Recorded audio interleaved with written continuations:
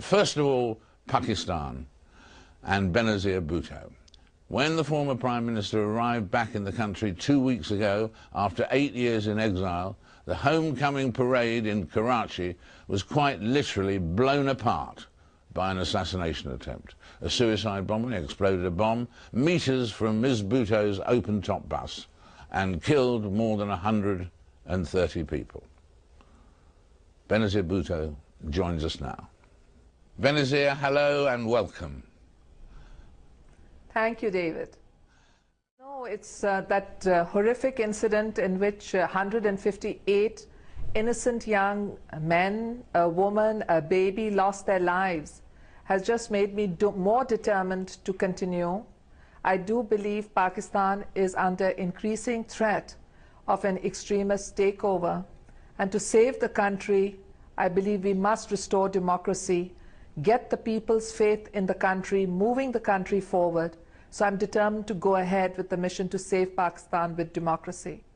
And do you know yet, does anyone know exactly who was responsible for this assassination attempt? There was one report that said that you had arranged to send President Musharraf a letter to be sent in the event of your death by assassination, urging him to investigate certain individuals in his government. Is that true?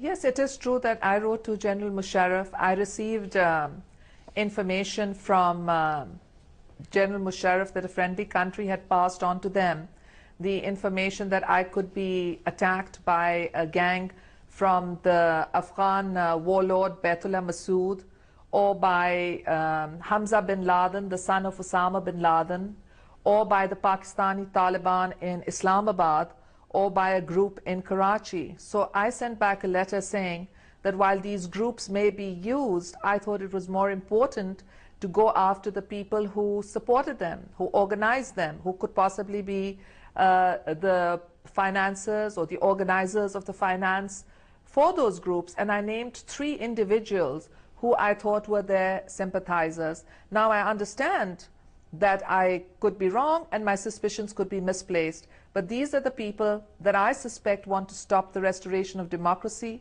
They want to stop my return because they know in 1993, when Pakistan was on the brink of being declared a terrorist state, I stopped the rise of terrorism, and they know that I can do it again.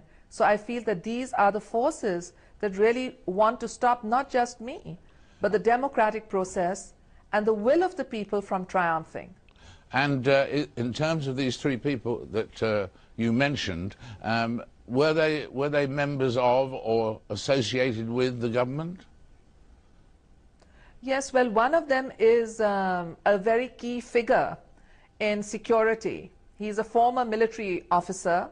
He is someone that has had dealings with Jaish-e-Mohammed, one of the banned groups, with Maulana Azhar, who was in an Indian jail for decapitating 3 British tourists and 3 American tourists. And he also had dealings with Umar Sheikh, the man who murdered Osama Bin Laden.